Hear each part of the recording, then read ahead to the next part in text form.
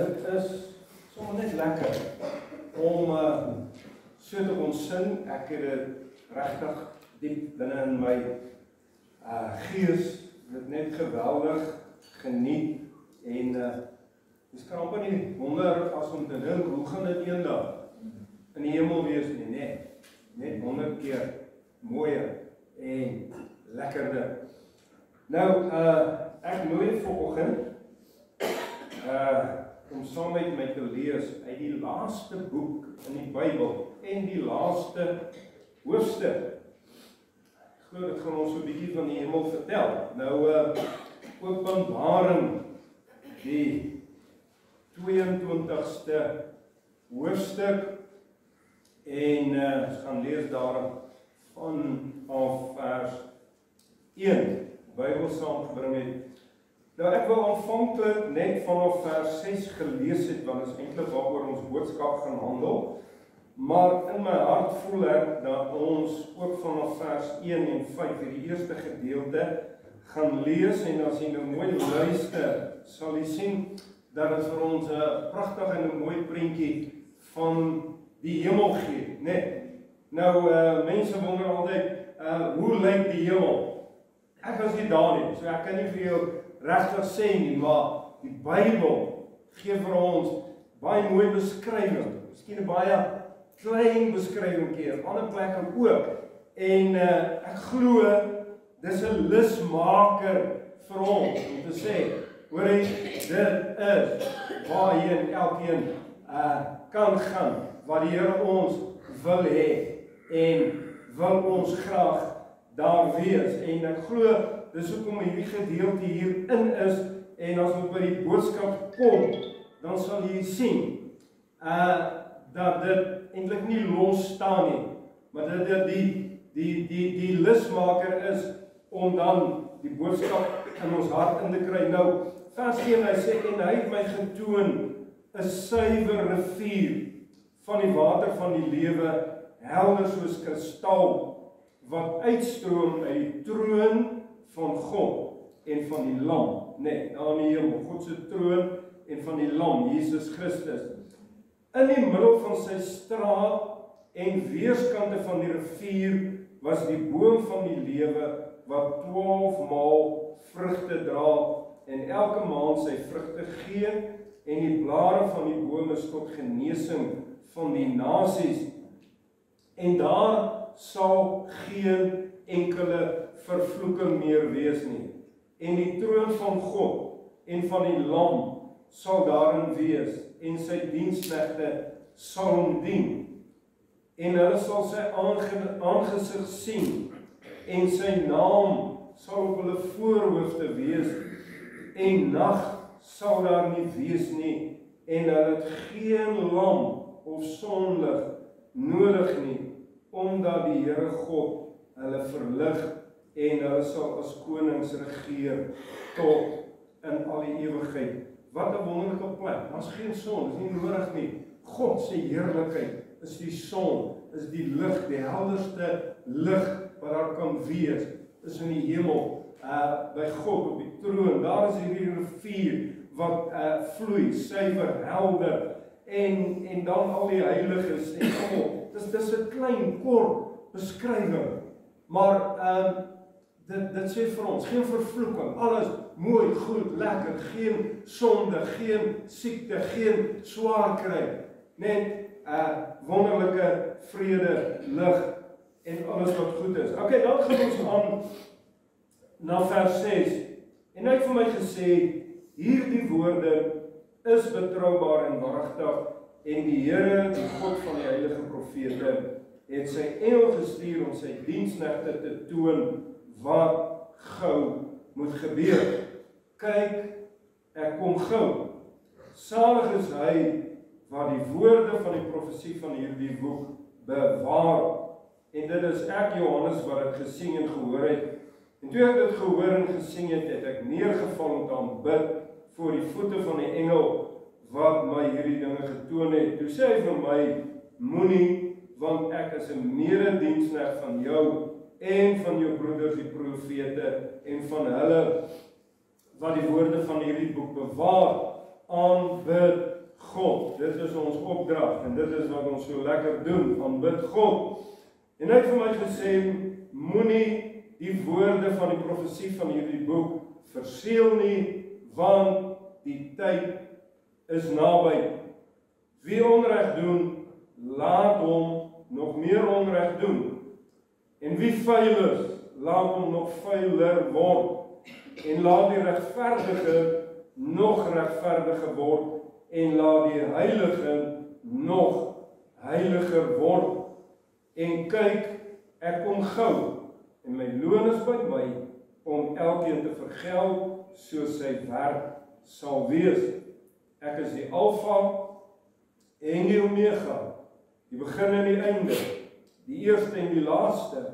Salig is die wat sy gebooie doen, sodat hulle reg kan hê op die boom van die lewe en ingaan deur die poorte van die stad. Maar buite is die honde en die towenaars en die oreerders en die moordenaars en die afgodedienaars en elkeen wat leuns liefhet en doen. Ek, Jesus, het my engel gestuur om hierdie dinge aan julle voor die gemeente te betuig.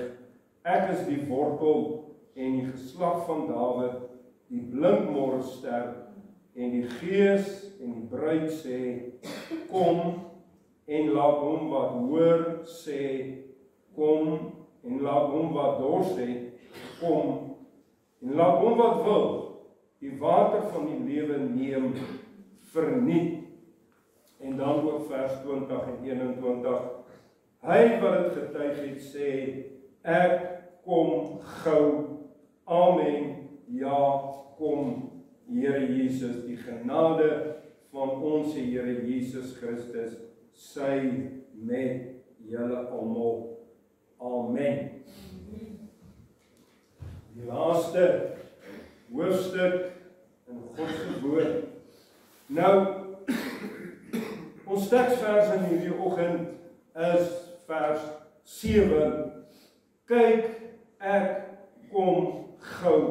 Salig is hy wat die woorde van die profesie van hierdie boek bewaar. Kyk, ek kom gou is die woorde wat Jesus self gespreek het 2000 jaar gelede. En as ons dan vandag 2000 jaar later na hierdie begrip van gou kyk, dan kan ons nie anders as om te sê dat Jesus se koms gaan gouer as gou wees. Dis ons hoe ons praat, nee. 2000 jaar later, gouer as gou. En dit sê vir ons, tyd is besig om uit te hardloop. Daar's bitter min tyd oor. Nou, baie gedeeltes in die Bybel is baie ingewikkeld. Daar's baie simbole taal en 'n mens moet baie keer redelik soek en jy moet nadink en navors om agter te kom nou wat is die simbool en wat wil die Here regtig vir ons sê. Maar hierdie hoofstuk 22, daar's niks ingewikkeld nie. Gaan lees hom weer by die huis. Dis plain, reguit, eenvoudig. En ek glo God wil in sy hart van ons sê, maar hoorie, van Genesis tot reg deur die Bybel tot hier, daar's dinge wat ingewikkeld is en dit lyk deur mekaar en alles en baie gebeur. En dan wil die Here vir ons sê, hoorie, maar hier praat ek met julle regheid. En hier wil ek ernstig iets vir julle sê. Nou, as ons dan mooi kyk in ons teksvers, dan sê Jesus, kyk, ek kom gou. Nou, dit is 'n oop frase. Wanneer op ander plekke waar die Here praat, dan sal hy baie keer sê, kyk Israel, of hy sal sê, luister die heidense nasie, of hy rig dit tot 'n nasie of iemand. Maar hier sê hy net, kyk, ek kom gou. So, dis gerig aan die hele wêreld. Elke nasie, dis soos 'n bassein wat uitgebasyn word. Kyk, ek kom gou. Nou, dan het kyk 'n duidelike waarskuwende woord.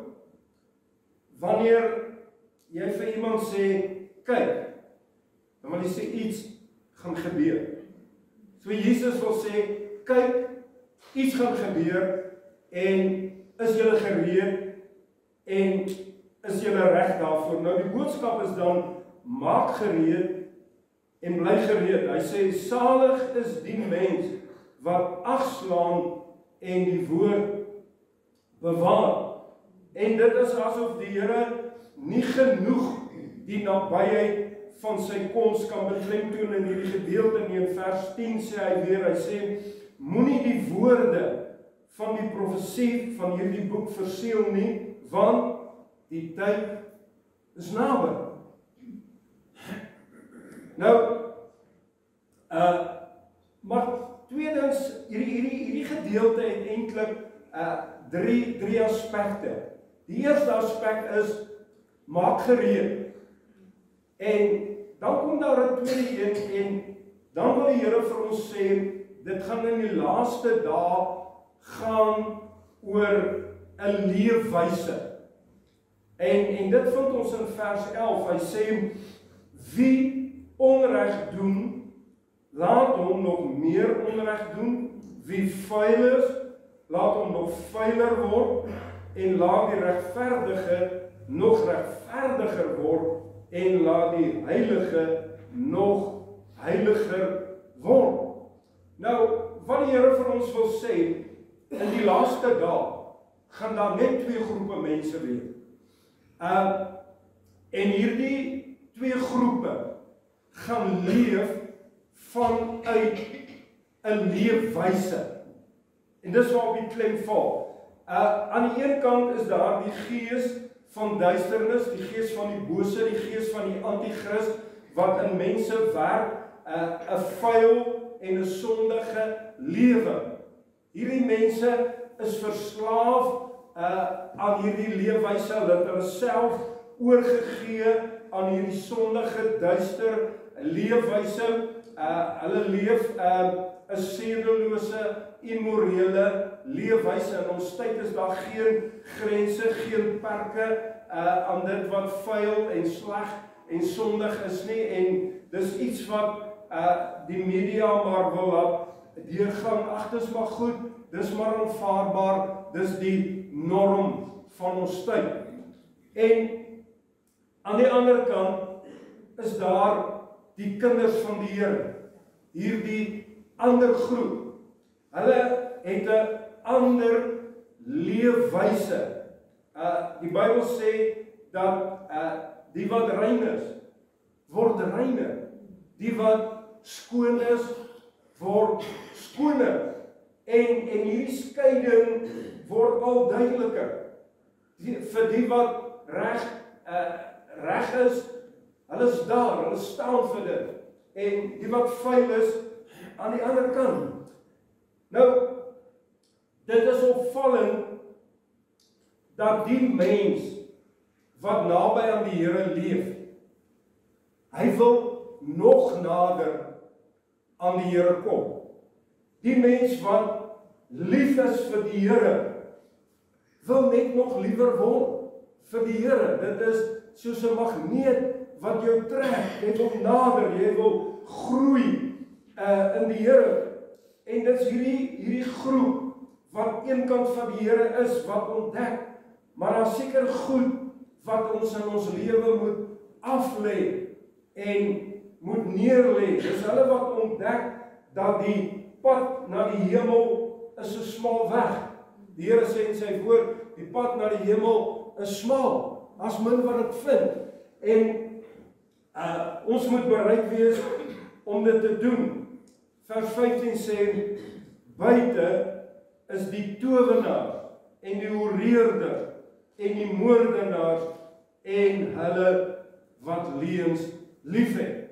Jy sien, daar's nie 'n keuse vir ons nie, want as jy saam met hierdie donker en bose groep wil gaan. As jy my maar wil sien, maar ek is kind van die Here en ek kan tog nou maar net soos die wêreld leef en ek kan maar net deel in al hulle gevyf en hulle partytjies en alles is maar okay en is alright. Die Bybel sê daar is dinge wat afgelê moet word, wat neergelê moet word. Anders gaan dit jou buite laat bly. Nou ons as mense is voortdurend gewikkel in hierdie stryd teen sonde. En miskien nou vanoggend sit jy daar en jy sê, maar as dit dan so moeilik is, wat so hoop is daar? Wat is die antwoord? En dan wil ek vir u sê, ek het die wonderlike goeie nuus vir u. En Jesus self gee dit vir ons in vers 17 waar hy sê, en die Gees en die bruid sê, kom. En laat hom wat hoor sê, kom. En laat hom wat dors het, kom. En laat hom wat wil die water van die lewe neem verniet. Nou die antwoord, prys die Here, so mooi, duidelik, voor die hand liggend. Dis nie in jouself nie, dis deur die Gees van die Here. Prys die Here. Die Bybel sê vir ons, hy sê, dis nie deur krag of deur geweld nie, maar deur my Gees, sê die Here. In onsself gaan ons dit nie maak nie. Jouself te vertrou, jou eie denke, jou eie rede, jou eie krag, jou eie vermoëns, gaan dit nie maak nie. Maar wanneer ons in diepe afhanklikheid na die Here toe kan kom en sê, Here, ek is mens, maar ek kies om deel te wees van hierdie groep, van U, van lig en van reinheid en waarheid. En Here, gee vir ons die krag, gee vir my die Gees, dan gaan ons dit maak. Want dis God se antwoord, dis God se manier. Hy sê, dit is wanneer ons na hom toe kom, wanneer ons van sy Gees en sy krag vat, dan word ons hierdie oorwinnaar. Nou, die Bybel sê, laat hom wat wil. Die wil van die mens en daardie deurslaggewende rol. Wil u die varsheid en die nuutheid van die Heilige Gees in u lewe ervaar? Nou, ons is in 'n worstelstryd gewikkeld. En die Bybel sê, dis nie hy wat begin nie, maar is hy wat volhard tot aan die einde, wat gered sal word. En, jy weet, dit is vir my so wonderlik, toe ek hierdie gedeelte lees, om te besef, dat heel eerste sê die Here, maar luister, wees gereed, maak gereed, en dan roep hy ons tot 'n leefwyse van gereed wees. Dis die sleutel, dis die kern, dis die antwoord. Jy weet, jy kan nou na my toe kom of na iemand toe gaan en sê, maar bid vir my, dat ek gereed sal wees, wanneer Jesus kom. Jy weet, en dit mag so mooi en so reg wees, om te sê, bid vir my, dat ek gereed sal wees. Maar die gebed wat jy eintlik in jou hart moet wees, bid vir my, dat ek bereid sal wees tot 'n leefwyse van gereedheid. Jy sien, dit is 'n daaglikse leefwyse. Wanneer ons gaan kyk na die 10 maagde wat die Here vir ons voorhou, 5 het 'n leefwyse gehad van gereedheid. So kom hulle lampies vol was, 'n leefwyse van gereedheid, en 5 het gehinker op 2 gedagtes, ja en ja, ons is nog deel van die wêreld en hulle kon nie deel wees nie. Nou, om 'n lewe van gereedheid te hê, is nie 'n towerstafie nie. Dis net daai diep bereidwilligheid in jou hart. Jy weet, iemand vanoggend op in hierdie gebou sê, ja maar, jy weet, omstandighede is baie keer vir my moeilik, en ek weet baie van ons het moeilike omstandighede, en jy in jou hart wil jy voluit vir die Here leef, en dan kom hierdie dinge en dit stamp jou van die kant en daai kant en partykeer staan dit in jou pad. Maar ek wil net vir u sê, staan vas. Bid meer. Hoe meer die probleme kom, hoe meer die aanslag kom, bid meer.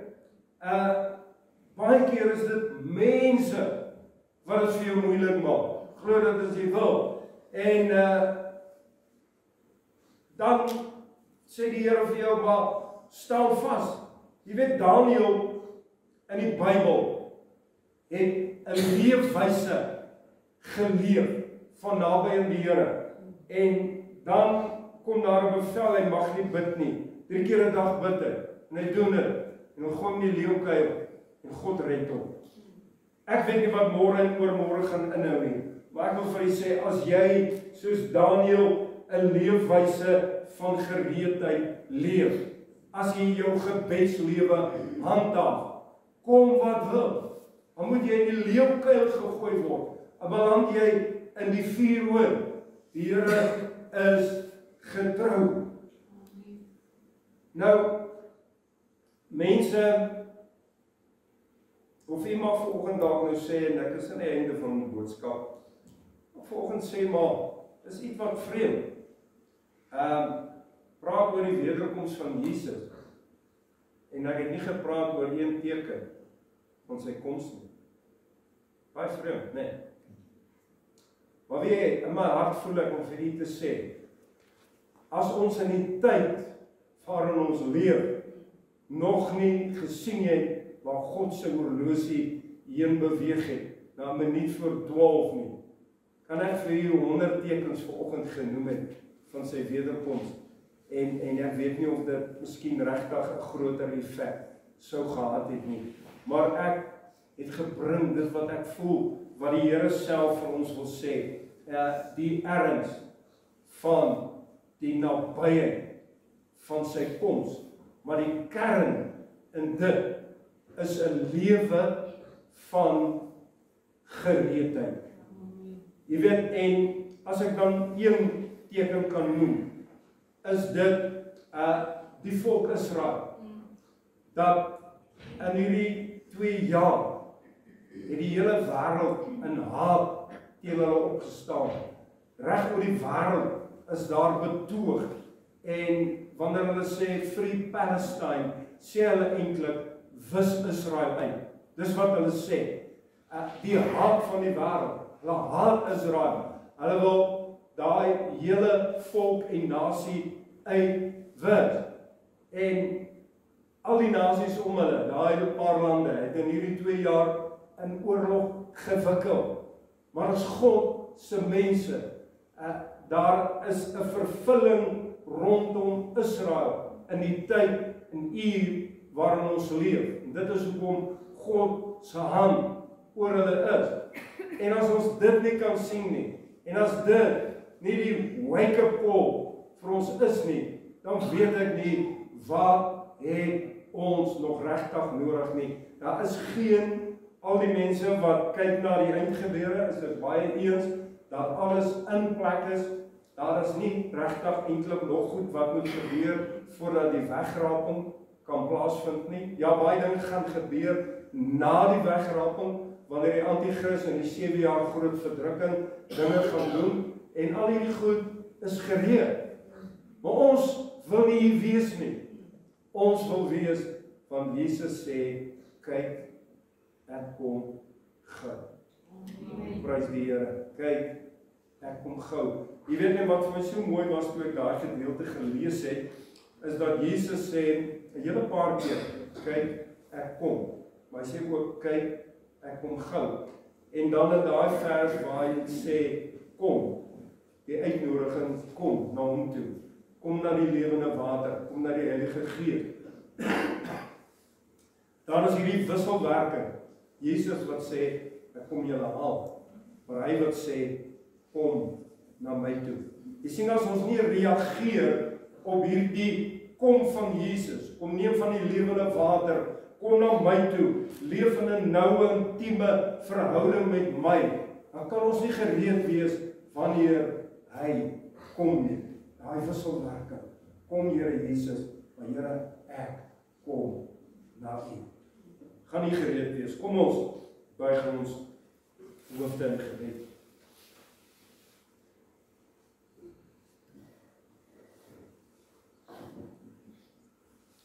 Here, baie dankie dat aan die einde van hierdie boodskap ons net kan stil word en diep in ons hart kyk.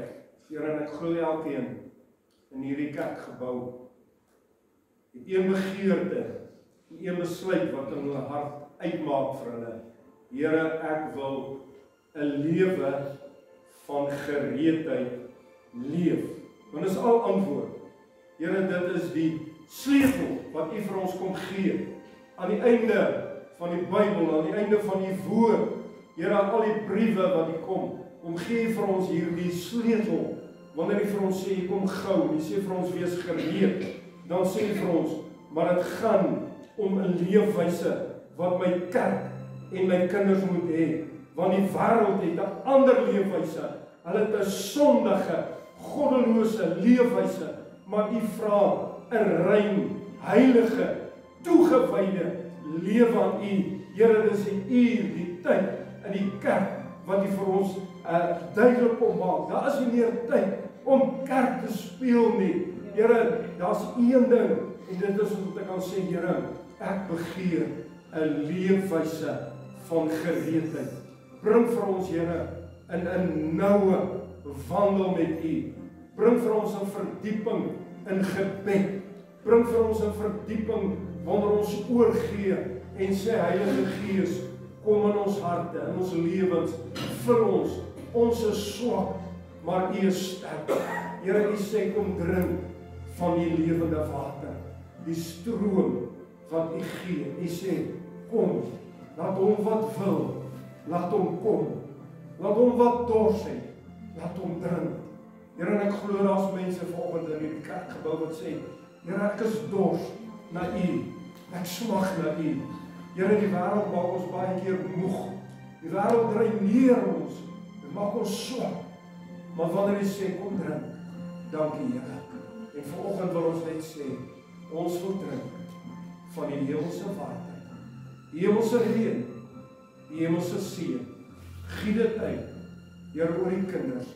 Elkeen hier maak ons sterk deur die Gees, want U sê in die woord, is nie deur krag, is nie deur geweld nie, maar deur die Gees.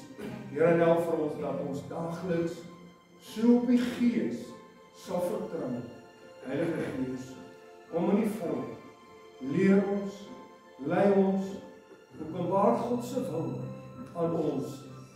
Gee vir ons sagte harte, gee vir ons rein harte, gee vir ons skoon harte, mooi harte, waar die Here in kan woon, maar waar U, Heilige Gees, ook in kan woon. Here, en verwyder uit ons lewens alles wat boos en sleg en verkeerd is. Ons vyand dit, ons bestraf dit, want is nie van U nie. Vat dit uit, Here, ruk dit uit, roei dit uit, help vir mense waar hulle sukkel, Here, met sekere goed in hulle lewens. Geef vir hulle die durf, die deursettingsvermoë, die vasberadenheid, daai vaste wil om te sê, ek gaan aanhou stryd. En ek gaan aanhou deel teen dit wat sleg en verkeerd is. Ek gaan dit weier en ek gaan dit uit my lewe uitkry in die naam van Jesus Christus. Baie dankie, Here, ek glo en ek weet dit sal so wees, want ons wil elkeen deel wees van hierdie groep van U wat volkome toegewyd aan die lewe, rein, heilig en regverdig, soos U woord vir ons sê. Baie dankie, Here. Ons is lief vir U en ons loof U groot naam.